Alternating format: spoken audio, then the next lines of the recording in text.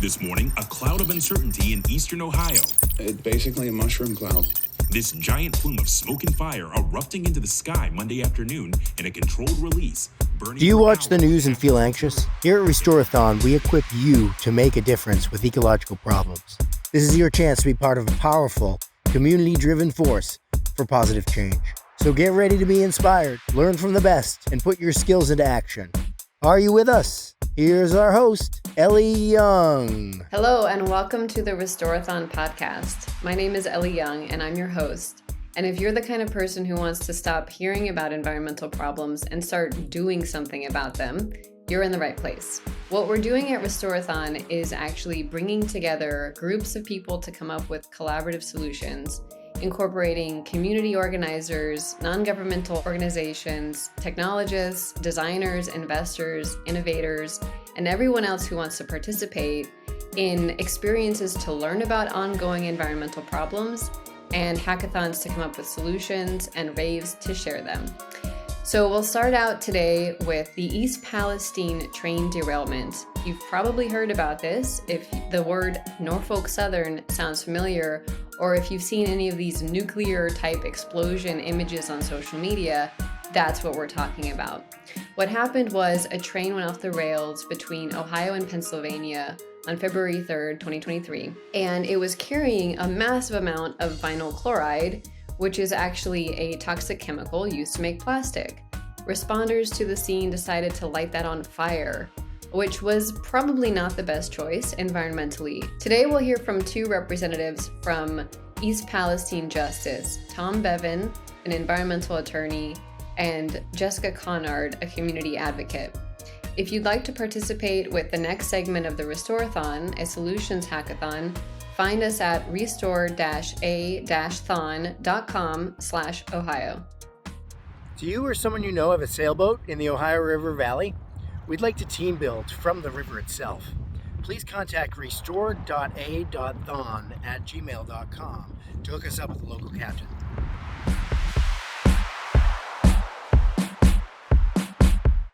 I'm joined now by Jess Conard, who is a citizen of East Palestine. Jess, can you tell us a little bit about what you do in East Palestine and where you were when the train derailment happened on February 3rd? Hi, Ellie. Thank you so much for having me on today. It's an absolute pleasure. Thank you so much for covering this very serious issue that we are going through. My name is Jessica Conard. I am a resident of East Palestine. I have lived here for the majority of my life. We purchased our forever home last year, and I am a speech language pathologist by background.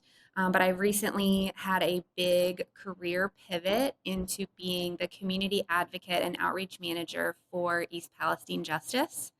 I was at home, my family was at home during the night of February 3rd, which is when the derailment happened. The train was on fire when it passed by my home, and luckily my curtains were drawn. But it was a very serious issue. Had it happened just a minute sooner, it would have been in my backyard. Wow. So it must have woken you up. You saw this fiery blast coming through the window. What was that like? Did you have any idea what it was? So I actually didn't see the train on fire, which I think of now as a blessing, because I think that would have been really traumatizing, as we do still have trains that pass behind the home every 15 minutes or so. What really took my attention was the fact that there were alarms and sirens up and down my road for a good 10 minutes, and then 20 minutes, and then 30 minutes. And so I went downstairs and asked my husband if he knew what was going on, and he said that a train had derailed and that there was a very large fire. And that night, that's really all we knew, is that there was a big fire. We didn't really know anything about the chemicals at that point. Right. So how did the communication come out? What was the next step? What did you hear about this the next day? Did you talk to your neighbors? Did you hear from Norfolk Southern or the local government? Yeah, so as the next couple of days unraveled, we did find out that there was a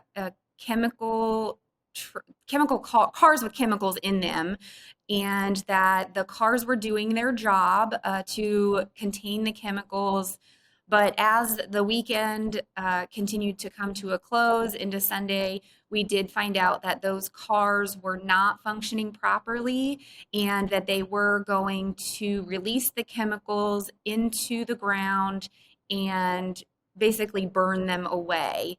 So they did schedule that for the following Monday, which was February 6th at 3:30, and we were all in the town encouraged to evacuate, but they had a 1 by 2 mile radius at that point that was a mandatory evacuation. So they were going home to home, telling people to leave. We did evacuate for about 2 hours that day. My family and we just went to a local pizza shop in the neighboring city, and then we came back about 5:30, and I came home to a very large, it looked like an alien tornado. I couldn't tell if it was coming from the sky or coming from the ground. That's how much of a blue gray plume there was just covering the town that grew me. Yeah, I saw some of those pictures, and the only thing that I could really compare it to was a nuclear blast image. So was that what you were expecting when you were warned to evacuate, that there would be this kind of surreal landscape when you came back, or was that really a surprise? I certainly did not know the severity of what it was going to look like. I thought at first that it was just one car that was failing. They were just releasing a little bit of toxic chemicals. I would assume they would put them in some sort of vat, but I did find out that they just dug a trench and it went right down into the soil, and that it was over 1 million pounds, over 100,000 gallons of hazardous chemicals, as well as 60,000 gallons of oil that was spilled into the ground. It did, seep into the soil, into the surface waters surrounding. I just think it was a really irresponsible decision. I know that they were trying to prevent a more massive explosion, but within the next few days following that, there were train tracks that were built over top of that soil that was contaminated, and within 15 minutes of the evacuation being lifted, there was a train coming through. Wow. So, yeah, I'm really struck by how much you have had to learn to think about this issue, right? Like in speech pathology, you're really not focusing on thinking about massive chemicals or soils or all of the things that should be done in the event of a hazardous spill. How have you kept up and learned about this? Has it been through communication with the officials, or have you really just kind of had a lot of questions and needed to find answers of some kind? What's the general attitude in the community? Does it seem like, this is something that you're really on your own about, or are you being supported by the officials involved with the event?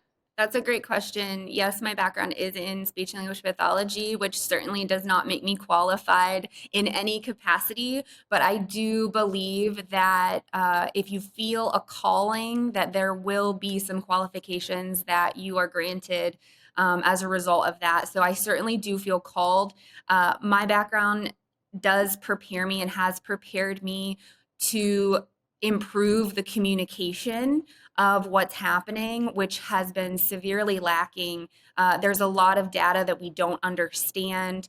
I am a person who values openness and truth, and I ask a lot of questions to make sure that I understand. And I think that personal characteristic of mine certainly has played a role in this. I appreciate evidence-based practice. So being, in the medical field for so long, that is something that is very near and dear to me. I'm a very ethical person. So when I see things that aren't matching up, like, oh, the air is safe, the water is safe, but then you also have people who are sick, with rashes, sick with respiratory issues, nosebleeds, those kinds of things. When they don't match up, that's when I tend to ask questions. So initially, yes, I did go to the people in charge of the cleanup, which would be the EPA. I took 10 questions down to the office, and only 2 of them were able to be answered, unfortunately. And these were important questions. The one question that could not be answered, which I thought was pretty absurd, was, what is the air quality testing that you're doing in the homes? Can you walk me through that? And no one in that office was able to walk me through what that looks like. So in the events following that, the incident commander of the EPA did come out and say that the air monitoring devices that they have been using are not measuring at the lowest levels that would potentially have harmful effects on human health. So the butyl acrylate that we're smelling, the butyl acrylate that is in the air, the air monitors that they have around town are not measuring at the lowest levels that we need them to measure in order to identify that it is a health hazard. We need your help to execute these community-driven solutions. Visit restore-a-thon.com/donate and please contribute whatever you can. So it sounds like there's a lot of almost chaotic things happening, right? People are having rashes, there's obvious impacts. Of course, when you have a massive explosion like this, it's clear that there's going to be an impact. But at the same time, officials don't have access to the right data, and it doesn't sound like they're being extremely transparent about that either. So, can you help us understand exactly what this looks like? Is it confusing? Are people just, sort of uncertain? Is there a lack of communication? What's being experienced by the community as the repercussions of this hazardous event?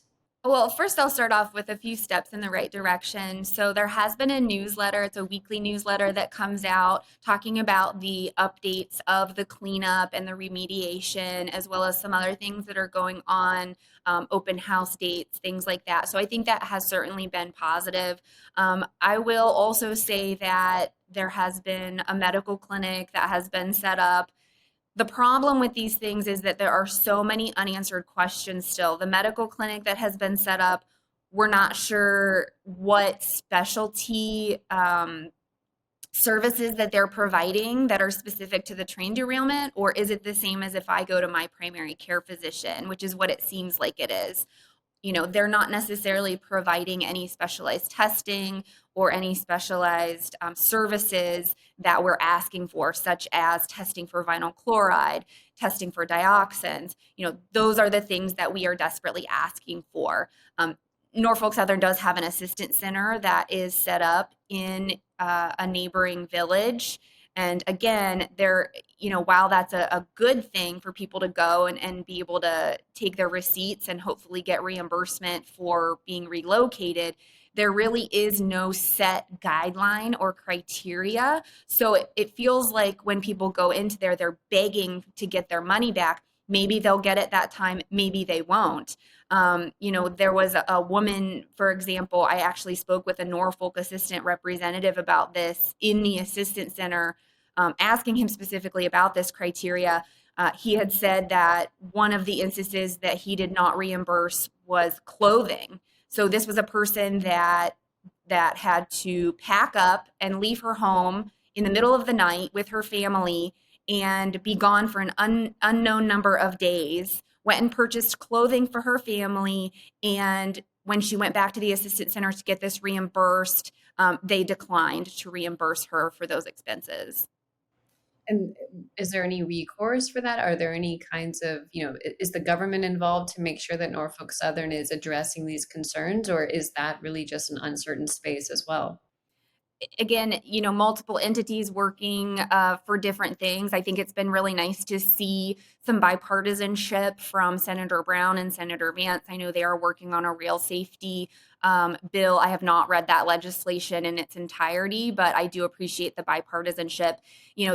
The thing about this issue is that it's not a political issue, it's a people issue, and it's not just one face, it's not just my face, it's every face in the community, and it's beyond East Palestine. It is East Palestine, Columbiana, Darlington, Negley, New Waterford, Beaver Falls. All of those places have been involved, and I will say this as well, if you live near a railway, this is also a problem for you too. Since our derailment in East Palestine has happened, there have been several other derailments. It happens about every 3 days statistically, and there have been hazardous chemical spills as a result of some of these derailments. Not all of them, but some of them. So should you live near a railway, this could potentially happen to you. That's why we have continued to keep our voices loud, and we want to continue to keep this in the news, because this is such an important issue for not just America, but really internationally.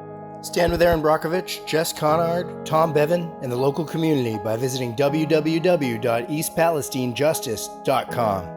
The environmental and human trauma incurred from this train derailment requires appropriate restitution. And I'm just amazed that you've decided, to be called into this and actually pursue it. We certainly need people like you who are willing to step forward when something like this happens. What kinds of things are you trying to keep alive, in the news that you want people to know about? Are there any messages that you'd like to share specifically with other communities? And what are the requests that you have for this particular experience in East Palestine? That's a good question. So I would really like to continue to keep the cleanup efforts in the news. I would really like to understand what testing is being done. I would really like for things to be a little bit more consistent, a little bit more concise. The unified command, which consists of the EPA, the County Emergency Management Agency, the Village of East Palestine, the Ohio EPA, as well as Norfolk Southern. Those are the people, I believe that's all of them. Those are the people that really need to come up with a way to give us all of the clear answers. I'm so proud of my community for coming together, for organizing water and cleaning supplies and trying to create a sense of normalcy. Our schools are still open. We are providing online options for people that are relocated. We are still active with our youth sports and other programs, academic programs. Again, trying to maintain a sense of normalcy, I think, is going to be really important moving forward. But we really can't continue to glorify the things that Norfolk Southern is doing in the community. They have donated money to the schools and money to the fire departments. I just think that it's a really tricky issue. Again, to put those efforts at the forefront, because this is such a trauma for all of us. So while we are continuing to work through our daily lives and we're moving forward, there's still a lot of unanswered questions, and I would really like to see a little bit more organization, a lot more communication. East Palestine Justice, the advocacy work that I'm doing right now is we are putting a series of expert panels together. This would not include any lawyers, so I think that that's really important to understand. East Palestine is more than just a group of lawyers. The first of the expert panels is going to be medical, and this has been, I think, at the forefront. You have to be alive and healthy in order to enjoy all the other things, in order to do all the other things. So we will have a physician, a toxicologist, and a mental health specialist at our first in the series of expert panels. And so I'm really excited to be moderating those events. That's exciting. And are those open to the public beyond East Palestine for anyone who might be interested to join in? Absolutely. There was discussion of potentially making it for our clients only, which would be the people that have signed contracts, but I have made a push to include everyone in the public. I certainly don't want anyone to be excluded from these very, very important safety issues. This is my community, my town, and this is exactly why I chose to be in this position. I really don't know too much about litigation. I've never sued anyone or been a part of, any type of personal or individual lawsuit. I am currently not a plaintiff with the lawyers. I think that's an important thing as well. I am speaking from my heart. I'm speaking for my people. I am not scripted. And essentially, I want to make sure that we are giving the community every possible avenue to make the best decisions for themselves. Yeah, and I think that's super important, right? If we think about, things like this, when we hear about them in the news, it's a disaster, and we really don't get to hear how that unfolds over the time that, it takes to resolve the repercussions, which may be, extensive, right? Decades in some cases. So it's really interesting to have this perspective from you about how you've stepped forward personally to become a community hero in a way, and are bringing together this, sort of pride and sense of place as a community.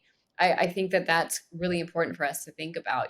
How does this kind of event allow us to create more of those networks? And also, what do we do when we have a psychological experience like this, a trauma like this, that's shared in the community? Have is there anything else that has been sort of that's come out of this experience for you and the people that you live near, besides just the uncertainty? How have you dealt with the trauma and all of those kinds of feelings? So, as a person who has experienced mental health issues myself, I have learned a lot of coping strategies, and that you really have to take care of yourself and you have to make the decisions that are best for you. This has not been an easy transition for me by any means, but as I had mentioned before, I do feel called to this position. I feel extremely supported by a lot of members of the community to do this. I have met and made a lot of friends through all of this, and it's been kind of a surreal experience. I never imagined this to happen in my life. I had a nice, comfy work from home job prior to this, and now I'm, boots on ground, going to New York and Washington, D.C., and all sorts of places to try to advocate for this community, the people that grew me, the creeks that I played in as a child, to try to get everything cleaned up. It's not been easy. I have been labeled a lot of really horrible names. I've been called a demonizer. I have been called a special interest terrorist. My job, and I want to make sure that this is very clear, is that I am advocating for all of those people. I'm advocating for the people that are sick. I'm advocating for the people that think there is no issue here. My role is to educate you and to make sure that I find the truths, and so that we don't continue to be collateral damage so that Norfolk Southern can make a buck. I don't want this to happen ever again to any other community. We don't deserve this. Nobody deserves this, no matter who you vote for or what side of the line you stand on. We all deserve access to clean air, clean soil, and clean water. Amen. That shouldn't be so difficult, but these days it's a challenge. So just last thoughts. You've been to New York and Washington, and you're representing this now at a national scale. What are the actions that you're asking for, right? What is it that we can do now that an event like this has happened to prevent and respond to that? And what are other communities that haven't had this experience but might be at risk of it able to learn from the work that you're doing? That's a wonderful question, and I would certainly encourage the continuation of multiple entities to continue to use their voice. This is something that I learned from some of the people who went through the Flint, Michigan water crisis, who are still going through that, is that you cannot put one face on it. One of the things I've been trying to do is really encourage the members of my community to speak out. I am not the face of this. We as a community need to put our voices out there. And I think that it's been so good to see all of the committees and the organizations coming together, reaching out. It's a group effort. It cannot fall on one person, because if it falls on one person and that person takes a shift, then the movement dies, right? So I would encourage anybody that has been involved in this to continue to reach out to the policymakers, talk to the EPA, talk to the village, make sure that your multiple entities are involved, because it is a big cleanup effort. And it's going to take all of us to have a unified voice to get any of this work done. That's great. That's really actionable. Is there a space that anyone who wants to participate further can join to find out sort of, what kinds of events and options there might be to get plugged in? Or for other people who just are watching this happening and want to support, is there a space for them to also participate?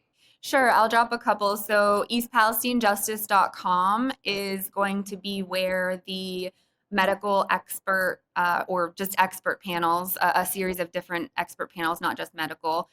Those dates are going to be listed on eastpalestinejustice.com. And then a good friend of mine started a Facebook group called United for East Palestine. Again, very bipartisan, very neutral, just posting information about what's going on in the community, what opportunities are available, what type of funding and things like that. So I would certainly recommend those two.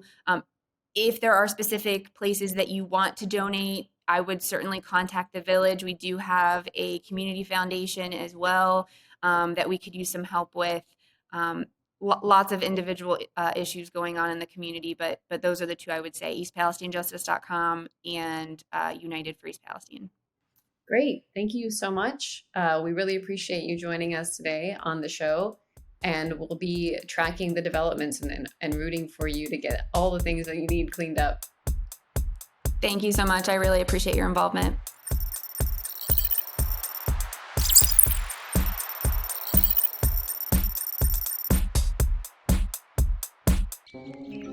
Ready to make a difference? Be part of the action. Go to www.restore-A-Thon.com and click Restore with Us button to join our Discord today.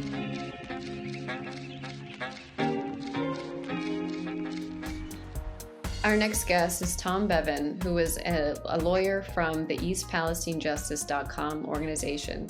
Tom, can you tell us a little bit about the organization and how it's come to exist? Sure. Good morning. Thanks for having me, Ellie. I'm an attorney. I've been practicing law in Ohio for 32 years. My office is about 70 miles from East Palestine. And I've, for the last 30 years, I've been representing people across the state of Ohio and Western Pennsylvania that have been exposed to toxic substances like asbestos and benzene and vinyl chloride. And so when this derailment occurred, my immediate thought was, these people need help. They need somebody locally that has experience in this type of area, and they need a team of lawyers, a team of environmental activists, and that's what eastpalestinejustice.com is. It includes my firm, which is Bevan and Associates, located in Boston Heights, Ohio. Michael Watts of the Watts Guerra firm, they're out of Texas, and of course, environmental activist Aaron Brockovich, who's played a major role in eastpalestinejustice.com. We're also happy to have a woman that I call our local Aaron Brockovich, Jessica Conrad, has joined our team, and she's just been a fantastic advocate for the people of East Palestine and the surrounding areas that have been impacted by this disaster. So we put together this team. We've had multiple community forums. We represent over 1,000 people already that have been impacted by this. Filed our first case in the federal court in the Northern District of Ohio last week. We're trying to provide as much information as we can to the community, whether we represent those people or not. Our forums have been open to the public. This is going to be a long process. This is a complicated matter, and we're going to do our best to bring justice to the people that were impacted by this disaster. So what kind of impacts are you seeing so far, and what's the scale of people who were impacted?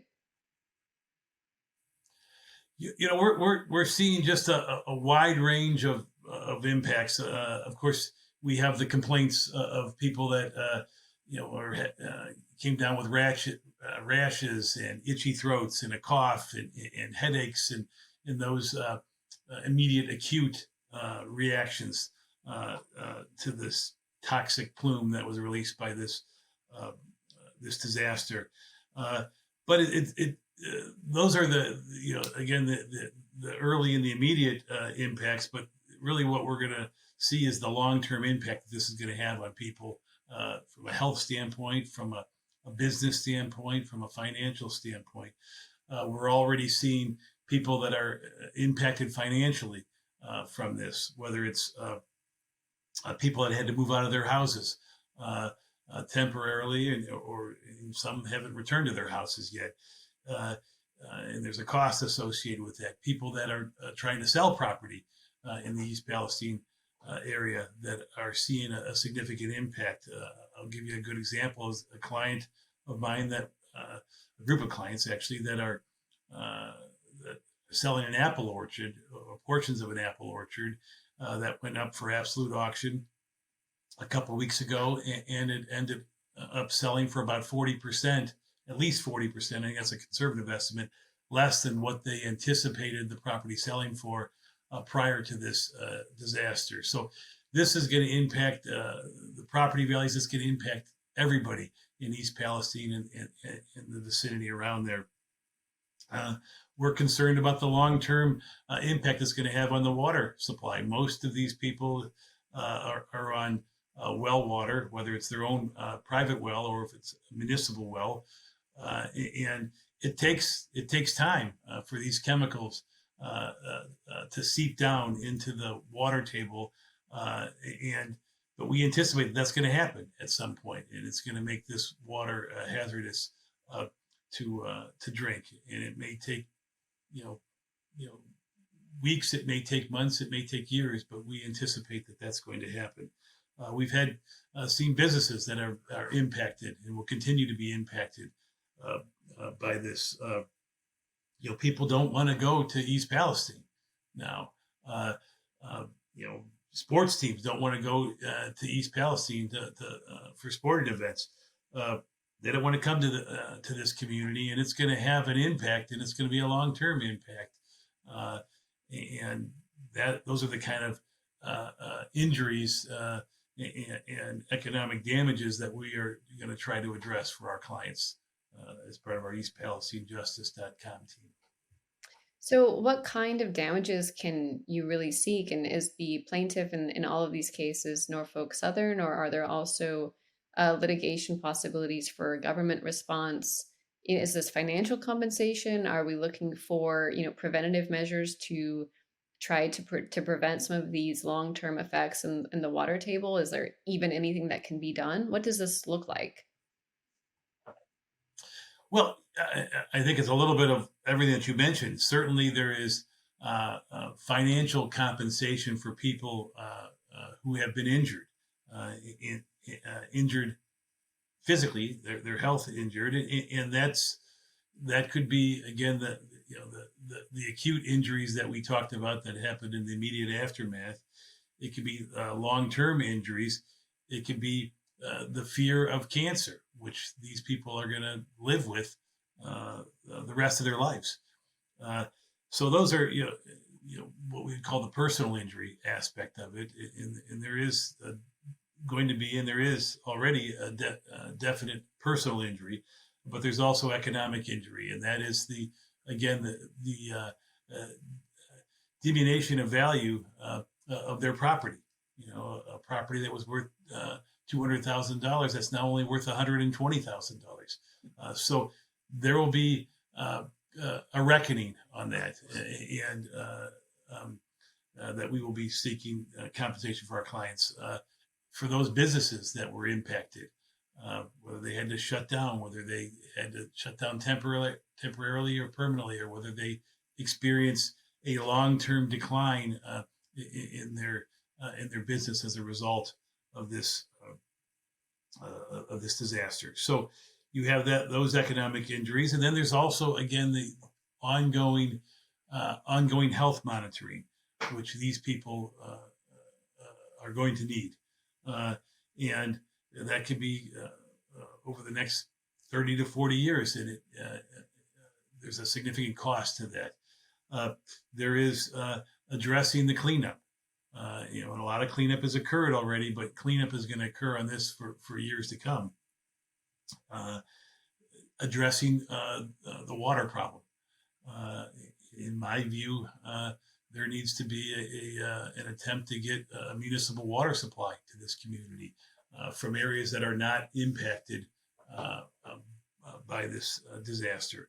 So the government can and should and will have to play a role in this, but the cost should be borne by the responsible company. That's Norfolk Southern.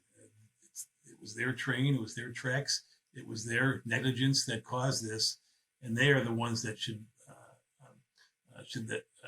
bear the financial burden of this, not the people of East Palestine. Yeah, I 100% agree with that. And it's really jaw-dropping to imagine what the final bill of what this cost, might look like. Is that really something that Norfolk Southern can pay?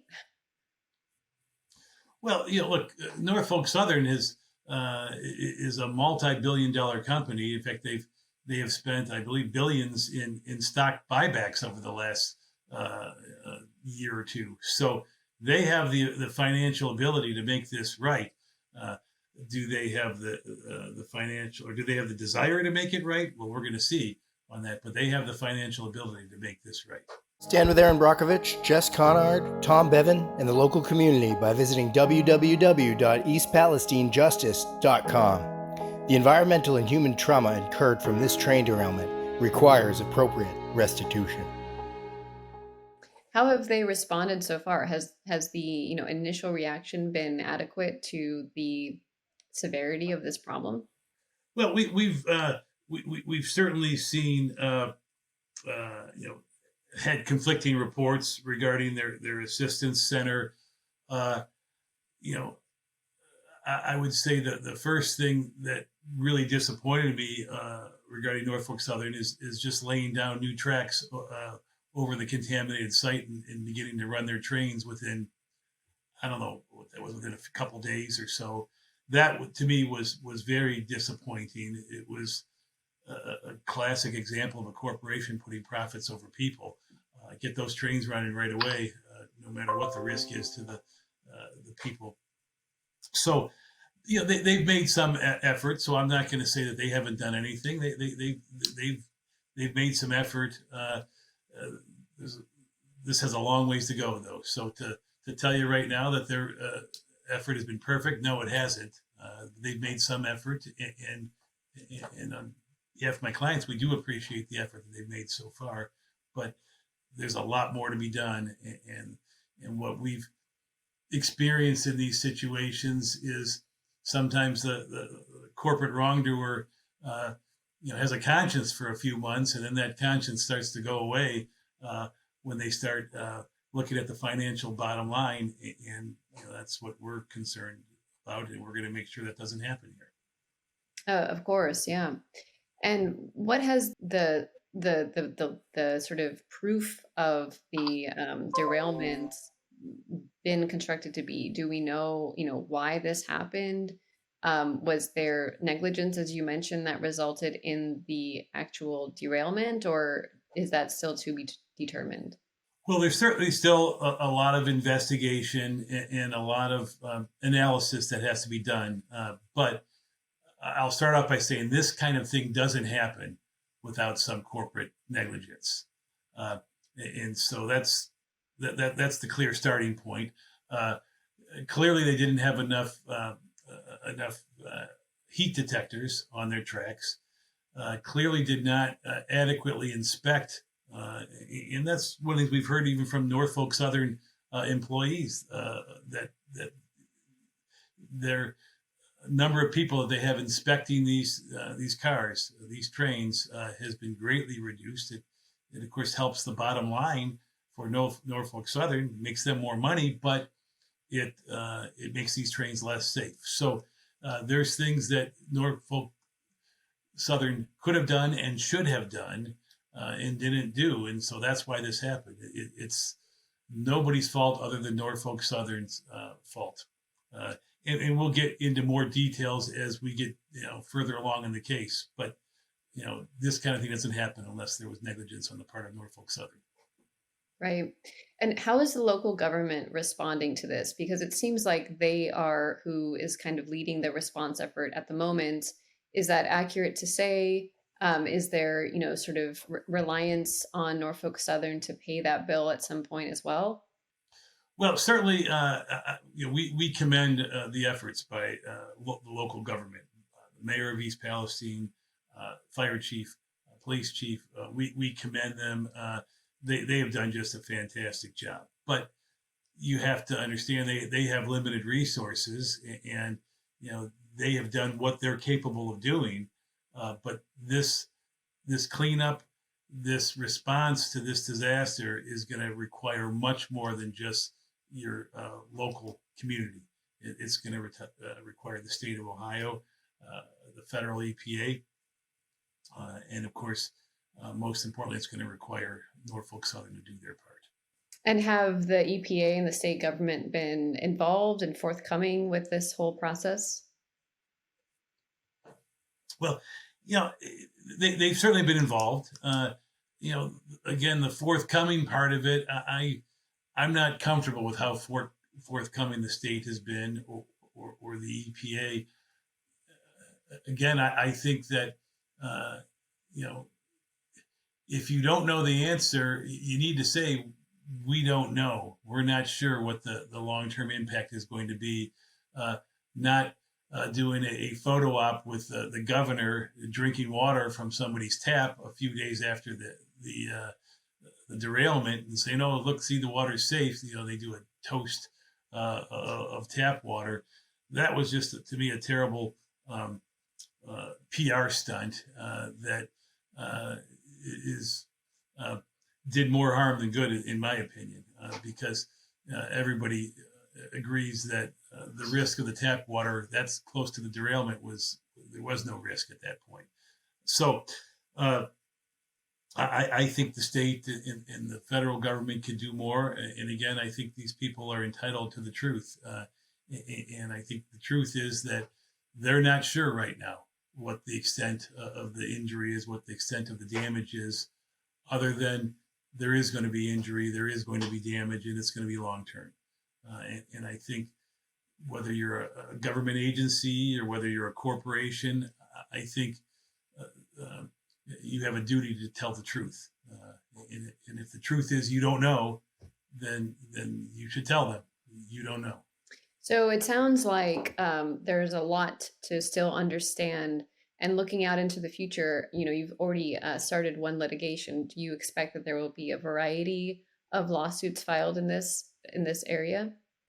Certainly, and there's other law firms other than our firm that are representing people and filing claims. So I think there's 20 or 30 lawsuits already filed in the federal court. Judge Pearson for the Northern District of Ohio out of Youngstown is handling these cases right now, and she is very proactive. Wants to get this effort on the litigation side moving, so these people are taken care of. So I think she's going to do a fantastic job. And there's going to be numerous law firms, numerous lawyers involved in this process. And we expect in the end there's going to be tens of thousands of lawsuits, or certainly tens of thousands of individual plaintiffs that are going to be harmed by this disaster. And are there any legal precedents or frameworks that other communities that are vulnerable to this kind of event can adopt now to protect them or reduce the likelihood of an actual event happening? Well, and I'm not, sure if I'm answering your question, but as far as precedent, these train derailments and these contamination cases are not a new thing. This has been happening for many years, and one of the reasons why we brought in Erin Brockovich as part of our team, because she's been fighting these types of disasters and these types of catastrophes around the country for over 30 years. So this is not something unique and new. It certainly is new and unique to these people impacted by this particular disaster. But as far as legal precedent, as far as precedent of even people on our team dealing with these types of disasters, this is not new to us. And as far as precedent of similar accidents like this that have happened, a great example is there was a derailment in the state of New York. I believe it was the Lehigh Railroad back in 1970 that had less of a release of toxic vinyl chloride than what we're dealing with here in East Palestine. That cleanup was not done properly. In 1992, 22 years after the derailment, the EPA declared the area a Superfund site. They're still trying to figure out how to clean it up. The Lehigh Railroad is due to submit its cleanup report in 2024, which we expect it's going to be a 20 to 30 year cleanup. So it's going to be a 50 to 75 year impact it's going to have on that particular community, that derailment back in 1970. So these are the kind of things that we could expect are going to be happening with respect to the East Palestine community. Now, one of the things that we're trying to do is prevent or trying to deal with this right off the bat so that we're not waiting 50 years for a cleanup plan. We want a cleanup plan now and get this thing moving much faster than what happened with the Lehigh Railroad back in 1970. So I think we can look at things, similar disasters that have happened in the past, learn from those, certainly from the litigation side, but more importantly from the cleanup side and from the side of what can be done to protect the community from a disaster like this. Absolutely. Well, I'm glad to hear that you are on the case and thinking about how to get out in front of this so quickly. So thank you, Tom, for joining us again today. And if there's any resources that you'd like to share, we'll include those at the end of the show. Yeah, certainly we would direct people to the eastpalestinejustice.com site where they can learn what their rights are, learn how to contact us, find the resources, find the information regarding the public forums that we are having. And we're happy to talk to anybody that needs help in this situation. Great. Thank you so much, Tom, for joining us today. Thanks for having me, Ellie. Thank you for joining us today. I hope that you've learned a little bit more about the train derailment. I was certainly surprised to find out that this is a 50 to 75 year potential impact. What we'll do in the next episode is learn about the environmental condition of the Ohio River Valley watershed. This is a watershed that feeds 12 million people, and it was already contaminated before the derailment. So in our next step, we'll find out how we can think about solving these issues to create and rejuvenate the watershed so that it's even cleaner than it was before the derailment happened.